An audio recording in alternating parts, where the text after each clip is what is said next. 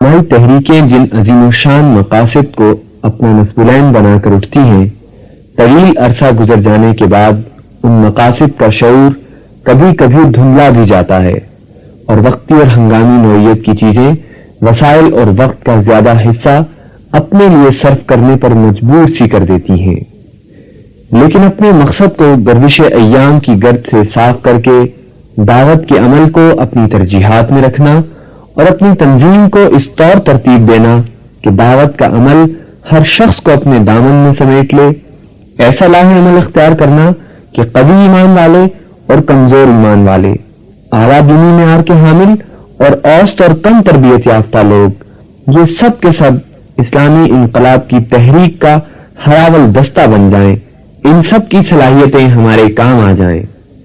اسی طرح ہر زمانہ اور ہر دور اپنے تقاضے الگ رکھتا ہے۔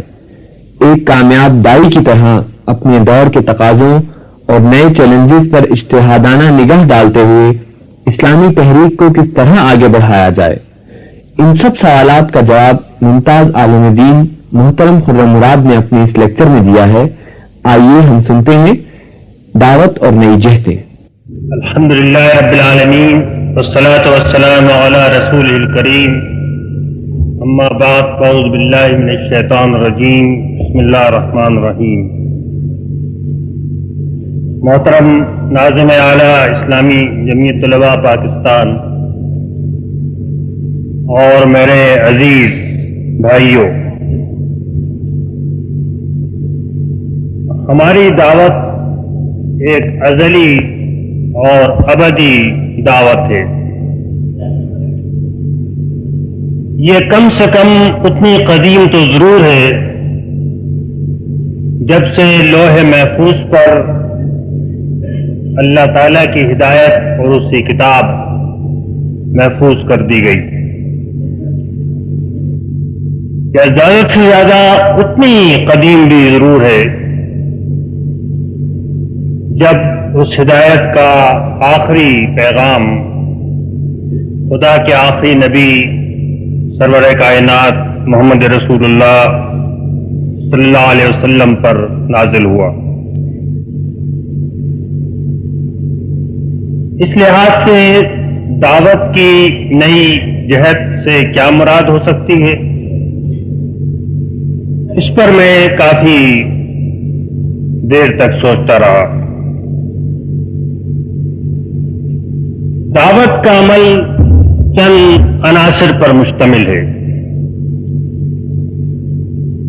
اس میں خود دعوت کا موضوع اور اس کا مبحث ہے جو ازل سے ایک ہی رہا ہے۔ خدا کا ہر نبی ایک ہی دعوت لے کر آیا ہے، لا الہ الا انا فاعبدونی، میرے علاوہ کوئی خدا اور معبود نہیں ہے اور تم صرف میری بندگی اور پرستش کرو۔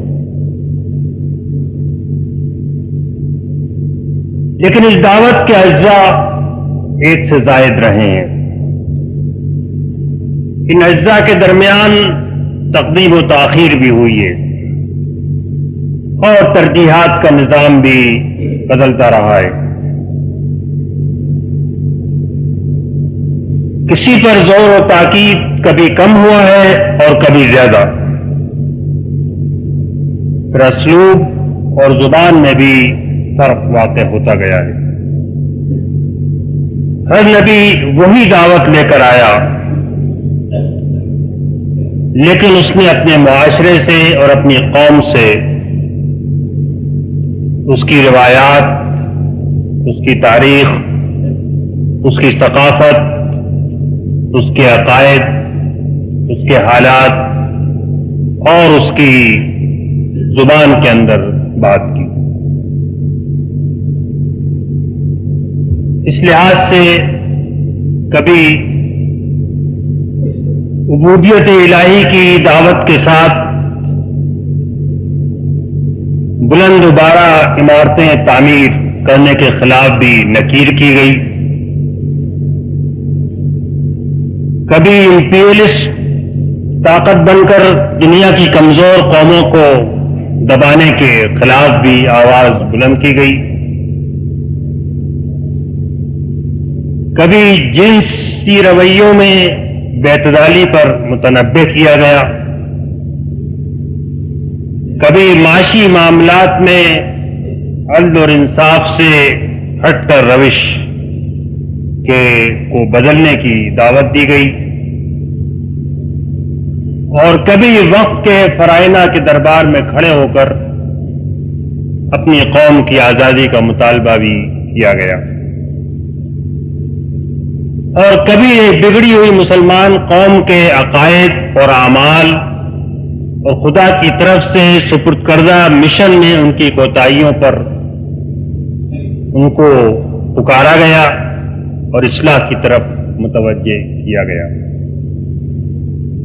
آج اگر آدمی نئی جہت کی تلاش کرے تو وہ یہ سوچے گا کہ اس لحاظ سے تقدیم اور تاخیر، تاکید اور زور اور ترجیحات میں کیا ہمارے سامنے کوئی نئی روش اور کوئی نئے اصول آ سکتے ہیں. دعوت کا مقام بھی دعوت لانے والوں کے نزدیک ایک ہی رہا ہے. وہ اچھی طرح جانتے تھے کہ ان کے آنے کا مقصد صرف اللہ کے بندوں کو اللہ کی طرف بلانا ہے، لیکن اس کے ساتھ ساتھ لوگوں کو جمع کرنا، ان کو ایک قوت بنانا، اس قوت کے ذریعے بدی کے خلاف جہاد کرنا اور فساد اور ظلم کو مٹا کر اس کی جگہ حق اور صلاح اور انصاف کو قائم کرنا، یہ کام بھی انہوں نے سر انجام دیے. اور آج اگر کوئی اپنی جہت کا تعین کرنا چاہے گا تو اس کو یہ بھی غور کرنا پڑے گا کہ ان میں سے کس چیز کا کیا حصہ اور کیا مقام اور کیا ترجیح ہے جو اس کو حاصل ہوگی. اسی طرح دعوت کے عمل کا ایک عنصر دائی خود ہے، اور جن داعیان حق کا اسوہ ہمارے لیے قابل تقلید اور رہنمائی کی روشنی فراہم کرنے والا ہے، وہ خود براہ راست اپنے رب کی نگرانی اور رہنمائی میں دعوت کا کام کرتے رہیں. ان کے بعد آنے والے جن کو یہی کام سپرد کیا گیا، ان میں سے بہت سے ان جیسے بھی تھے، اگرچہ درجے میں ان تک نہیں پہنچ سکتے تھے، اور بہت سے ہم جیسے ناکارہ اور کمزور بھی رہے ہیں جنہوں نے اس کام کو کیا ہے. کمزور اور ناکارہ لوگ اگر دعوت کا کام کریں تو پھر وہ کس جہت سے کریں، یہ سوال بھی ایک ہے جو اٹھایا جا سکتا ہے. دعوت کے عمل میں ایک عنصر دعوت کا مخاطب بھی ہے، اور دعوت کا ہر مخاطب اگر ایک انسان ہے تو وہ ایک مختلف شے ہے. کوئی دو انسان ایک جیسے نہیں ہیں، کنہیں دو انسانوں کو ایک ہی طرح دعوت نہیں پہنچائی جا سکتی، کوئی دو انسانوں کو ایک ہی لاٹھی سے نہیں ہانکا جا سکتا، اس لیے کہ ہر انسان کا ماحول اور ہر انسان کی تعلیم و تربیت اور ہر انسان کا مزاج اور سوچ سب مختلف ہوتی ہے. پھر ماحول میں، معاشرے میں، زمانے میں بھی تبدیلی ہوتی ہے جس سے مخاطب لازماً متاثر ہوتا ہے. تو آج اس 20ویں صدی کے مخاطب سے جو چاروں طرف سے دنیا کی مختلف قوتوں کی زد میں ہے اور جس کے ذہن اور سوچ اور افکار اور لباس اور رہن سہن سب کی تشکیل ایک غیر خدا پرست تہذیب کے زیر سایہ ہو رہی ہے. اس کے لحاظ سے ہم دعوت کے لیے کیا اصول وضع کر سکتے ہیں اور کیا جہت ہے کہ جو ہم اختیار کر سکتے ہیں. اور پھر پانچواں دعوت کا عنصر خود طریق دعوت ہے. کیا روش، کیا رویہ، کیا طرز عمل ہے جو حکمت کے مطابق ہوگا. اور پہلے عناصر سے مل کر ہی اس سوال کا جواب ملے گا. میں نے سوالات بہت سارے اٹھا دیے ہیں، اس لیے کہ یہاں پر برسوں کی محنت سے منتخب کردہ افراد کا ایک مجمع میرے سامنے ہے جو مختصر ہے، لیکن مجھے توقع ہے کہ سوچنے سمجھنے والا ہے اور ایک وزن کا حامل ہے. ان سارے سوالات کا جواب میرے پیش نظر نہیں ہے، اس لیے کہ ان کو کسی ایک گفتگو میں سمیٹنا ممکن بھی نہیں ہے اور سننے والوں کو اس کو ہضم کرنا بھی مشکل ہوگا. میں ان میں سے وہ چند اہم باتیں جو میری نظر میں آج داعیان حق کے سامنے رہنی چاہیے، جو ان کی توجہ اور غور و فکر کا مرکز ہونا چاہیے اور جن کی روشنی میں انہیں سوچنا چاہیے کہ ان کا طرز عمل دعوت کے بارے میں کیا ہو، وہ آپ کے سامنے پیش کروں گا. اور وہ بھی اسی ترتیب سے نہیں جس ترتیب سے میں نے سوالات اٹھائے ہیں، بلکہ اس ترتیب سے جس ترتیب سے میرے پیش نظر جو مقصد ہے وہ بہتر طریقے سے حاصل ہو سکتا ہے.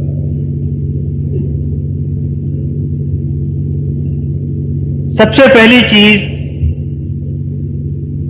دین کے پورے نظام میں دعوت کا مقام اور اس کی ترجیح کا مسئلہ ہے. بظاہر تو یہ ایک بڑا آسان سوال ہے، لیکن جو بھی ہمارے دینی لٹریچر سے واقف ہے وہ جانتا ہے کہ اس پر بڑی طویل بحثیں اور گفتگویں ہیں اور بڑی مختلف آراء ہیں جن کا اظہار کیا گیا ہے اور بڑے مختلف موقف ہیں کہ جن کے اوپر بحثیں کی گئی ہیں اور یہ ساری ہماری لٹریچر کے اندر موجود ہے. شاید یہ سوال اس مجلس میں کوئی اہمیت نہ رکھتا اگر امتداد زمانہ سے سفر کے آغاز میں اس کا جو مقام تھا اور اس کی جو ترجیح تھی وہ اسی طرح برقرار رہتی جس طرح کے شروع میں تھی. لیکن میری رائے میں پھیلاؤ کے ساتھ ساتھ تنظیم کے مضبوط ہونے کے ساتھ ساتھ کاموں کی تعداد اور ان کی نوعیت میں اضافے کے ساتھ اور انسان کی یہ فطرت کہ جو کام آج کرنا ہے اور جو کام فوری توجہ کا محتاج ہے وہ وقت میں اور وسائل میں اور توجہ میں اولین مقام پاتا ہے، اور جس چیز کے بارے میں عقل کا فیصلہ دستور میں لکھا ہوا یہ ہوتا ہے کہ یہ سب سے اولین ترجیح رکھتی ہے، منصوبوں کے اندر بھی اس کو وہی مقام دیا جاتا ہے، وہ عموماً پیچھے چلی جاتی ہے. اس لیے میں آغاز میں مختصراً سب سے پہلے اسی موضوع پر کچھ باتیں آپ کے سامنے عرض کروں گا.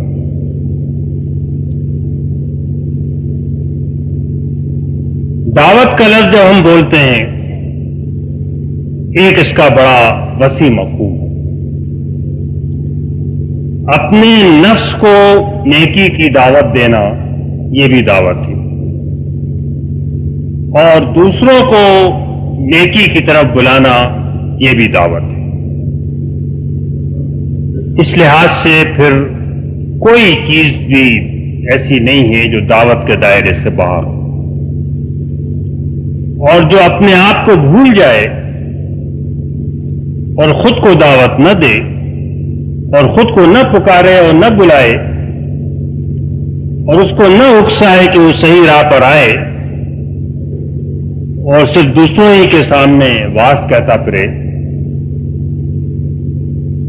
تو ان کے اوپر قرآن مجید کی آیت صادق آتی ہے کہ تأمرون الناس بالبر وتنسون انفسکم، کیا تم لوگوں کو نیکی کی طرف بلاتے ہو اور خود اپنے آپ کو بھول جاتے ہو؟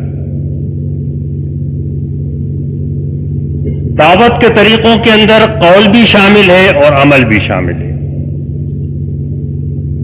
اور اس لحاظ سے بھی کوئی چیز بھی ایسی نہیں ہے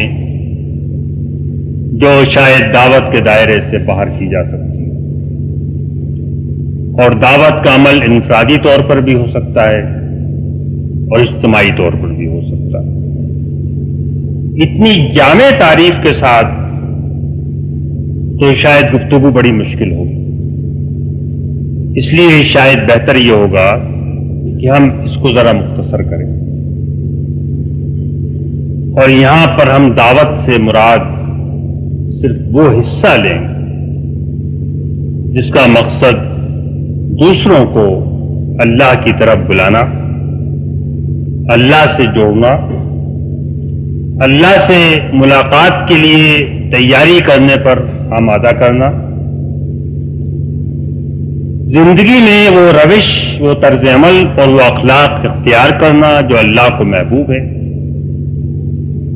اور جس کی محبوبیت پر اس نے اپنے انبیاء کی معرفت مہر تصدیق سب کی ہے۔ تو یہ اپنے اور دوسروں کا معاملہ ہے جو اس وقت دعوت سے میرے پیش نظر ہے، اسی سے گفتگو آسان ہو سکے گی، ورنہ پھیل جائے گی اور ہم اس کو سمیٹ نہیں سکیں گے۔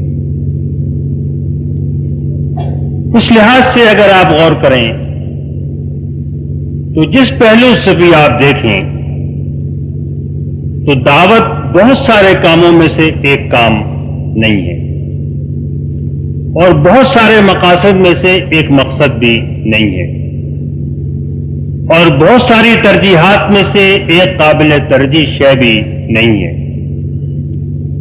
بلکہ دراصل یہی باعث اور یہی مقصد اور یہی وجہ جواز ہے۔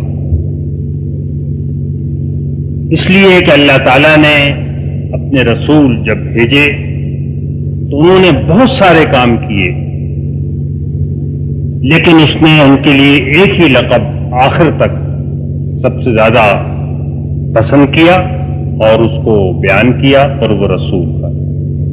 رسول کے معنی پیغام پہنچانے والے کے، دعوت دینے والے کے، داعی کے ہیں، اور جب رسول سے خطاب کیا تو یہی کہا کہ یا ایھا النبی انا ارسلناک شاہدا ومبشرا ونذیرا وداعیا الی اللہ باذنہ وسراجا منیرا۔ اے نبی، ہم نے آپ کو لوگوں کو خوشخبری سنانے والا، آگاہ کرنے والا، گواہ، اللہ کی طرف بلانے والا اور ایک چمکتا ہوا چراغ بنا کر بھیجا۔ اس میں سے آپ جس کام کی طرف بھی نظر ڈال لیں وہ دعوت کا کام،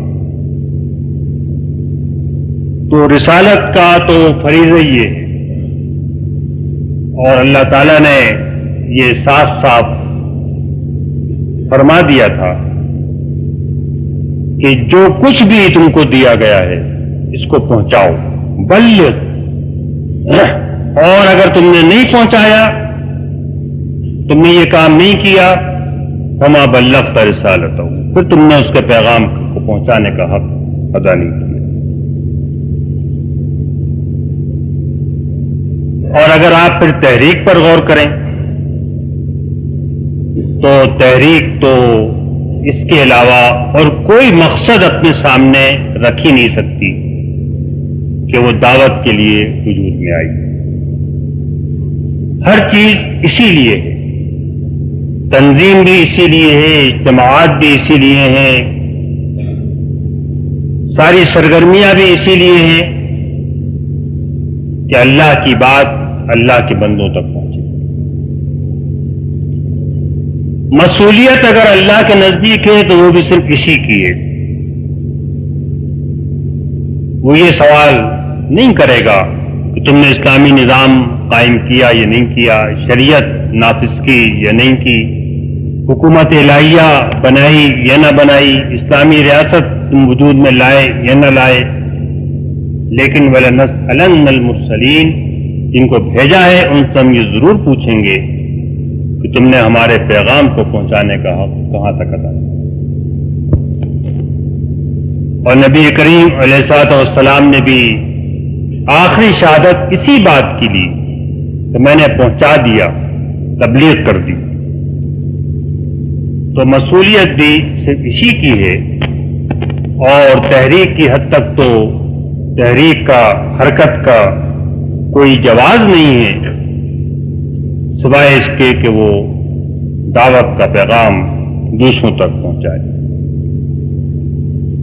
اس میں چند مغالطے پیدا ہوتے ہیں، اور میں چاہتا ہوں کہ ان مغالطوں کو آپ کے سامنے رکھوں اور ان پر بھی مختصر گفتگو کروں.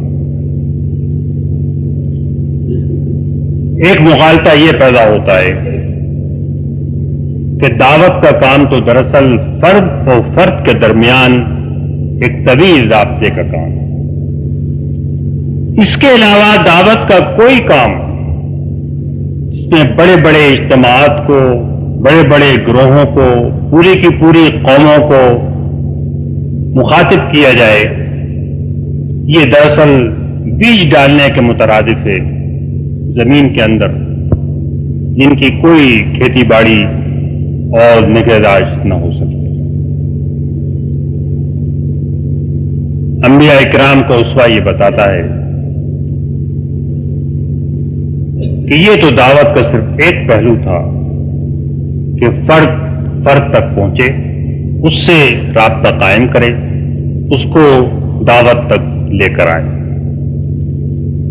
لیکن جیسے ہی اللہ نے اپنے نبی کو یہ حکم دیا کہ اب تم سب تک دعوت پہنچاؤ، تو اس دعوت کی پکار صفا کی پہاڑی سے بھی بلند ہوئی.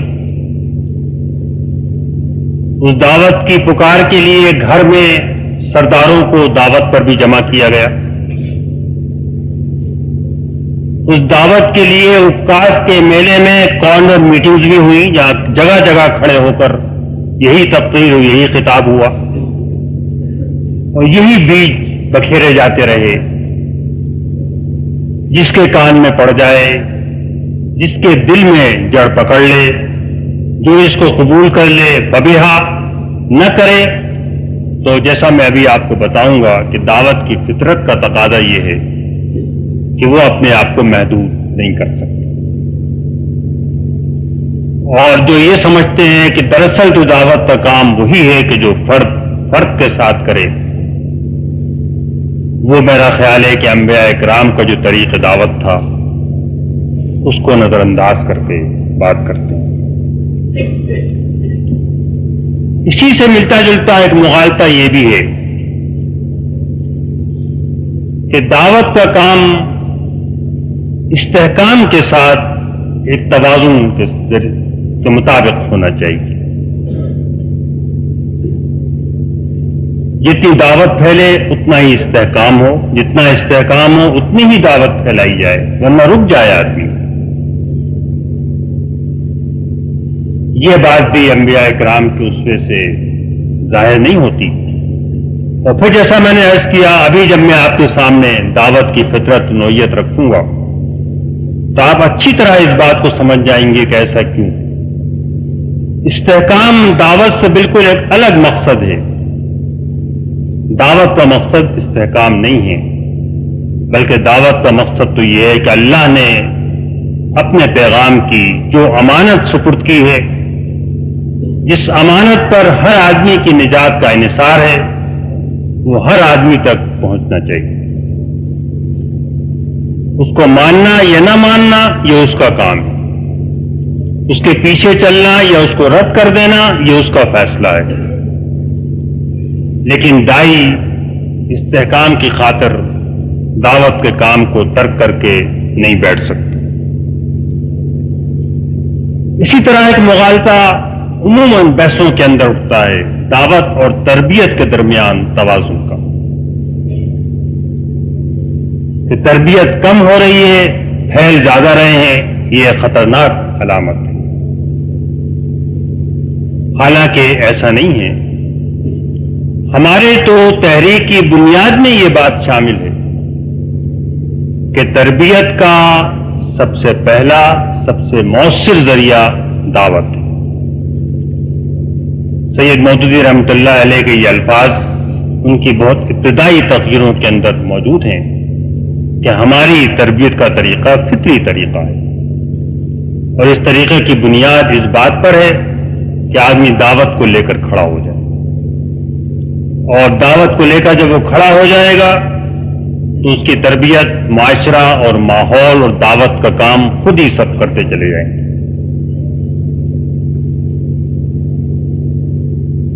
پھر دعوت کے معاملے میں ایک اور مغالطہ دائی کے کردار کا پیدا ہوتا ہے، عرصے سے چلا آ رہا ہے، شاید صحابہ کے عہد سے یہ مسئلہ موجود رہا ہے۔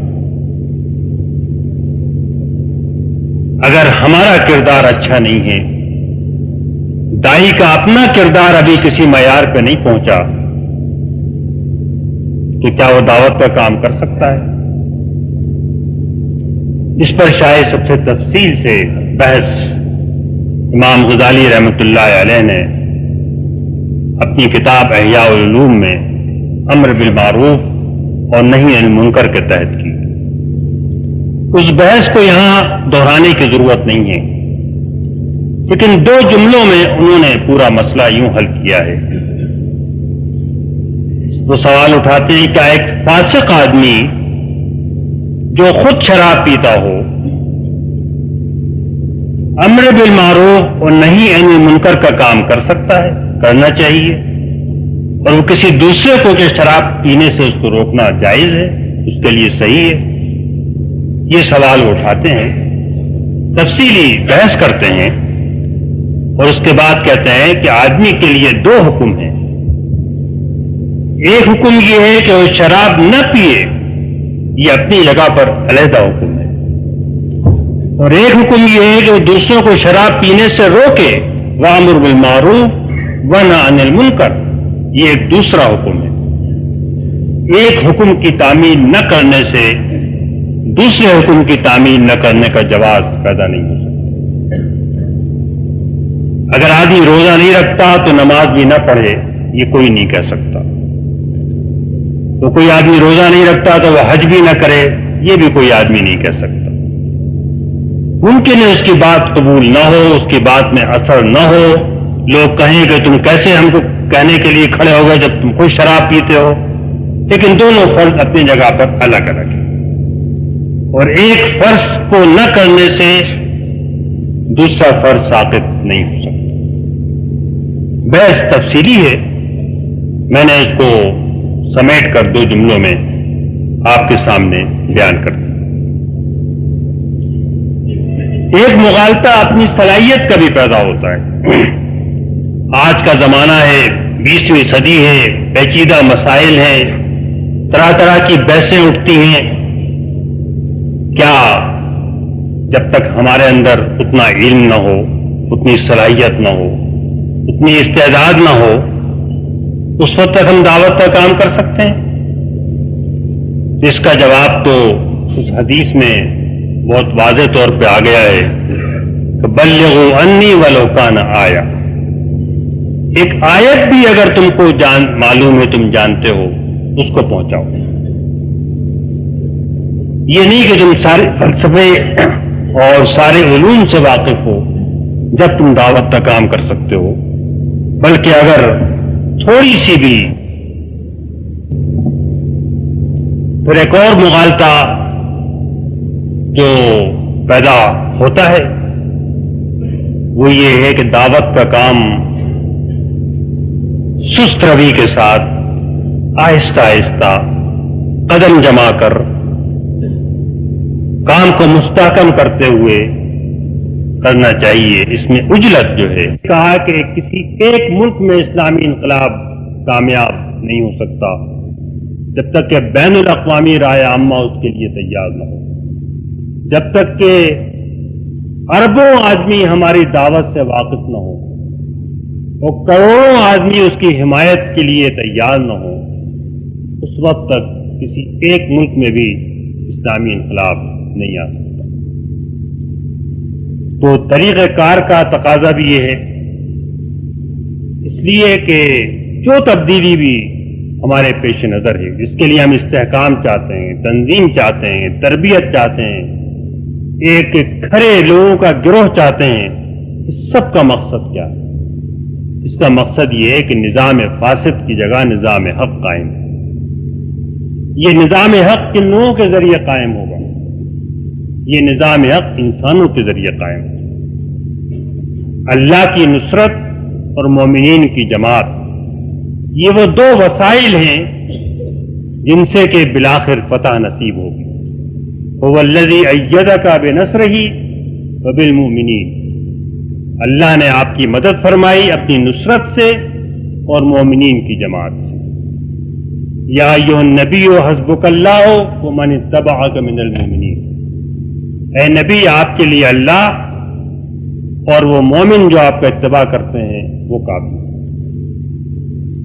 ابھی ہم آگے چل کر دیکھیں گے کہ یہ مومنین کی جماعت جس کی طرف اللہ تعالیٰ نے اشارہ کیا ہے یہ کس طرح جمع ہوئی، اور نبی کریم علیہ الصلوۃ والسلام نے کن کن طریقوں سے ڈھونڈ ڈھونڈ کے لوگوں کو نکالا اور کس طرح لوگوں کو اپنے ساتھ لیا، ان کے دلوں کو پگھلانے کے لیے، ان کے دلوں کو مسخر کرنے کے لیے، ان کو ایک عالمی انقلاب کے لیے کھڑا کرنے کے لیے، ان کو ایک قوت بنانے کے لیے. اس قوت نے 100 سال کے عرصے میں واقعی ایک عالمی اسلامی انقلاب برپا کر دیا، اسپین سے لے کر چین کے ساحل تک. آپ نے کیا تدابیر اختیار کی اور کس طرح لوگوں کو اپنے ساتھ ملایا، یہ ایک الگ باب ہے جس کا ایک چھوٹا سا حصہ میں اس گفتگو میں آپ کے سامنے رکھوں گا. تو دعوت کا طریقہ کار، اس کی نوعیت، یہ سب کا سب اسی کا تقاضا کرتا ہے کہ جتنی یہ دعوت عام ہو سکے اس کو اتنا عام ہونا چاہیے. جہاں جس طرح جس سے بھی آدمی معاملہ کرے، دعوت کا پہلو سب سے زیادہ غالب ہونا چاہیے. سارے کام اسی محور کے گرد گھومنے چاہیے. اوقات، توجہات، مالی وسائل، مادی وسائل، اخلاقی وسائل، روحانی وسائل سب سے بڑھ کر اسی کام پہ صرف ہونے چاہیے.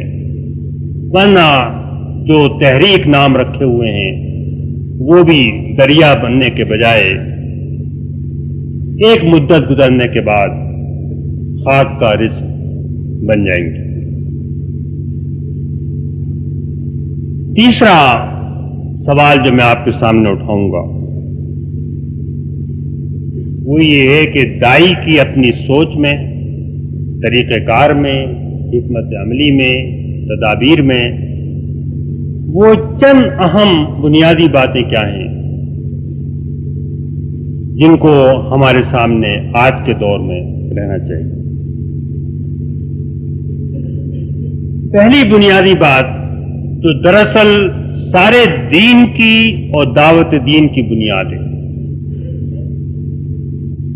وہ یہ ہے کہ ہر وہ انسان جس نے سوچ سمجھ کر دعوت کو مسترد نہیں کر دیا وہ آپ کا ایک ممکنہ ساتھی ہے، ایک پوٹینشیل حلیف اور ساتھی بن سکتا ہے. دشمن ہو، آپ کے کتنی ہی دشمنی پر اس نے کمر باندھ رکھی ہو وہ بھی آپ کا ساتھی بن سکتا ہے. جس کو اللہ نے سوچنے کے لیے دل دیا ہے، دیکھنے کے لیے آنکھیں دی ہیں، سننے کے لیے کان دیے ہیں، جس نے اپنے کانوں پر اور دل پر مہر نہیں لگائی اور جس نے اپنے آنکھوں پر پردہ نہیں ڈالا، جس نے اپنے آگے دیوار نہیں کھڑی کر دی اور پیچھے دیوار نہیں کھڑی کر دی، اس کا امکان ہمیشہ موجود ہے کہ وہ حق کی دعوت کو قبول کر سکتا ہے۔ عمر ابن الخطاب جیسے مخالف، تشدد کرنے والے، مار پیٹ کرنے والے، کمزوروں کا گلا دبانے والے، ان کے بارے میں بھی امید کی جا سکتی ہے کہ اللہ تعالیٰ ان کو دین کے دائرے میں لائے گا، ان کے ذریعے دین کو تقویت دے گا۔ ممکن ہے کہ ابو جہل اور ابو لہب کو یہ سعادت نہ نصیب ہوئی ہو، لیکن عمر بن عاص، ابو سفیان، مغیرہ بن شعبہ اور وہ بے شمار لوگ، قریش کے اور ثقیف کے اور قبائل کے سردار، جو دعوت کے 23 سال میں سے 21 سال تک دعوت کے مخالف رہے، وہ بھی بالآخر اسی کی آغوش میں آ گئے، اور ان سب کے آنے ہی سے وہ قوت بنی جس نے بالآخر دنیا کو مسخر کیا۔ اگر مدینہ سے چند ان پاکیزہ نفوس پر مشتمل رہتا اور ایک خانقاہ بنا رہتا، ایک مدرسہ بنا رہتا، تو مدینے کا انقلاب اسپین سے لے کر چین تک نہیں پھیل سکتا۔ لیکن مدینہ ایک خانقاہ نہیں تھی، مدینہ ایک مدرسہ نہیں تھا، مدینے کو صرف چند پاکیزہ نفوس جمع کر لینے کو اس نے اپنا کام نہیں سمجھا تھا، بلکہ ہر طرح کے لوگ آئے، ہر قسم کے لوگوں نے لبیک کہا، بڑے بڑے پرانے دشمن آئے، وہ بھی آئے کہ جو مال غنیمت کے لالچ میں آئے، وہ بھی آئے جنہوں نے آ کر اونٹ اور خزانے اور بکریاں اور پیسہ مانگا، وہ بھی آئے جو دربار نبوت سے سونا اور چاندی لے کر گئے، اور وہ بھی آئے جو اپنے قبائل کے اوپر فخر کرتے ہوئے اور اس کے رقص پڑھتے ہوئے اور گیت گاتے ہوئے آئے۔ ان سب کو نبی کی آغوش رحمت نے اپنے اندر سمیٹ لیا اور سب کو جمع کر کے وہ قوت بنا دی جو فی الواقع جس سے کہ ہم تحریک کے مقصد کو واضح کرتے ہیں۔ اور ہمارے سامنے کوئی مدرسہ اور کوئی خانقاہ بنانا نہیں ہے، بلکہ وہ تحریک بنانا ہے جو ان قطرات کو ایک دریا بنائے، ایسا دریا جو سارے عالم کو پیغام الہی سے سیراب کر سکے۔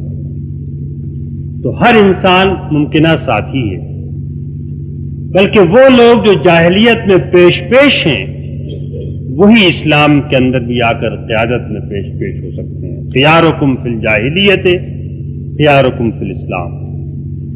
انسان تو کان کی طرح ہے، سونے چاندی کی کان کی طرح ہے، معدن کی طرح ہے، حضور نے فرمایا، اور جس کے اندر سونے چاندی کی صلاحیت ہے وہ جاہلیت میں قیادت کر رہا ہو یا اسلام میں قیادت کر رہا ہو، وہ دونوں جگہ یکساں طور پہ کام کرے گا۔ جو تم میں جاہلیت میں قائد ہیں اور بہتر ہیں، وہی اسلام میں آ کر بھی قیادت اور اپنی صلاحیت سے اسلام کو فائدہ پہنچائے۔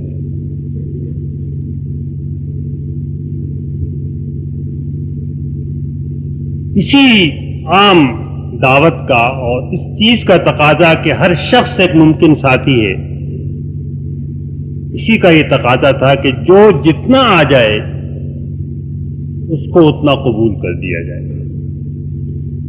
اس کے محرکات سے بحث نہ کی جائے، اس کی نیت میں جھانک کر نہ دیکھا جائے، اس کے دل کے اندر اتر کے یہ کوشش نہ کی جائے کہ یہ کیوں آ رہا ہے اور کس لیے آ رہا ہے۔ اگر عین تلوار کے نیچے آ کر بھی کوئی کہے کہ لا الہ الا اللہ محمد رسول اللہ، تو اس کے اوپر سے تلوار ہٹا لی جائے اور اس کو ایمان داروں کے گروہ میں شامل کر لیا جائے۔ اسامہ بن زید رضی اللہ عنہ کے بارے میں روایت ہے کہ ان کی تلوار کے نیچے ایک کافر سے ان کی لڑائی دست بدست ہو رہی تھی، اور بالآخر انہوں نے اس پر قابو پا لیا اور ان کی تلوار کے نیچے آ گیا۔ سارے قرائن، جس کو ہماری زبان میں سرکمسٹینشل ایویڈنس کہتے ہیں، وہ اس بات کی اشارہ کر رہی تھی کہ یہ کلمہ جان بچانے کے لیے ہے، یہ کلمہ دل سے نہیں نکلا ہے۔ انہوں نے تلوار نہیں روکی، اس کے 2 ٹکڑے کر دیے۔ حضور کو اس واقعے کی خبر دی گئی۔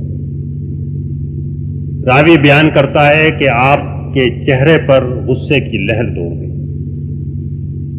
آپ اتنے ناراض ہوئے اپنے اس چہیتے صحابی سے جن کا نام اسامہ بن زید تھا کہ آپ کبھی اندر جاتے تھے، کبھی باہر آتے تھے اور کہتے تھے اسامہ تم قیامت کے روز اس کے لا الہ الا اللہ کا کیا جواب دو گے، اور تم نے اس کے دل میں کیسے دیکھ لیا جہاں۔ ایک صحابی نے کہا کہ میرے دشمن نے میرا ایک ہاتھ کاٹ دیا اور اب میرا ایک ہی ہاتھ باقی ہے، اب میری تلوار کے نیچے آ گیا، کہتا ہے لا الہ الا اللہ، کیا میں اس کو چھوڑ دوں؟ آپ نے کہا چھوڑ دو، اگر تم نے نہیں چھوڑا تو پھر تم اس کی جگہ ہوگے، وہ تمہاری جگہ ہوگا آخرت میں، تم جہنم میں ہوگے اور وہ جنت میں ہوگے۔ اور اگر آپ ان سارے وفود کی داستانیں پڑھیں جس پر کہ اب کتابیں بھی آ گئی ہیں، سیرت کے ذخیروں کے اندر بھی موجود ہے، جو کہ صلح حدیبیہ کے بعد مدینے آتے تھے، تو طرح طرح کے لوگ آئے، ہر قسم کے لوگ آئے۔ میں صرف ایک وفد کی کہانی مختصراً آپ کے سامنے پیش کروں گا۔ یہ طائف کے قبیلہ ثقیف کا وفد تھا۔ یہ قریش کے بعد عرب کا سب سے بڑا قبیلہ تھا، جنگجو، طاقتور اور تعداد کے لحاظ سے بہت کثیر۔ اور یہ وہ قبیلہ تھا جس نے حضور پر سب سے بڑھ کر زیادتی کی تھی، جس کے سرداروں کے بارے میں نے حضور کی تذلیل اور تضحیک اور توہین اور آپ کے خلاف تشدد اور پتھر برسانے سے دریغ نہیں کیا، اور جس کے بارے میں آپ نے کہا تھا کہ میری زندگی میں سب سے زیادہ سخت دن اگر گزرا ہے تو وہ طائف کا دن تھا۔ انہی 3 سرداروں میں سے ایک سردار عبدیہ لیل کی سرکردگی میں ثقیف کا وقت آیا، اور اس وقت آیا جب فتح مکہ کے بعد آپ نے طائف کا محاصرہ کیا، اور طائف کا آپ نے محاصرہ کیا تو آپ بھی جدید ترین آلوں سے مسلح تھے اور پتھر اور آتشین گولے پھینک رہے تھے، اور ادھر سے بھی بمباری ہو رہی تھی، مسلمانوں کا بھی جانی نقصان ہوا، ان کا بھی ہوا۔ اس کے بعد آپ نے مشورہ کیا ساتھیوں سے، تو ایک بزرگ آدمی نے مشورہ دیا، سیاستداں ہوگا بہت بڑا، کہ لومڑی تو اپنے بل میں جا چکی، اگر آپ اس کو چھوڑ دیں گے تو یہ آپ کو کوئی نقصان نہیں پہنچائے گی، اگر آپ شکست دیں گے تو یہ شکست کھا جائے گی، لیکن آپ کا بھی نقصان ہوگا، اس کا بھی نقصان ہوگا۔ آپ محاصرہ اٹھا کر مدینے واپس چلے گئے، آپ نے شہر کا محاصرہ ختم کر دیا، اور اس کے چند مہینے کے بعد ثقیف نے محسوس کیا کہ عرب کے جزیرے میں اب ایک کافر قبیلہ نہیں رہ سکتا۔ وہ وفد لے کر خود آئے تو صحابہ کی خوشی کا عالم یہ تھا کہ ایک دوسرے پر سبقت لے جا رہے تھے، کون جا کر حضور کو یہ خوشخبری سنائے کہ ثقیف کا وقت آیا ہوا ہے۔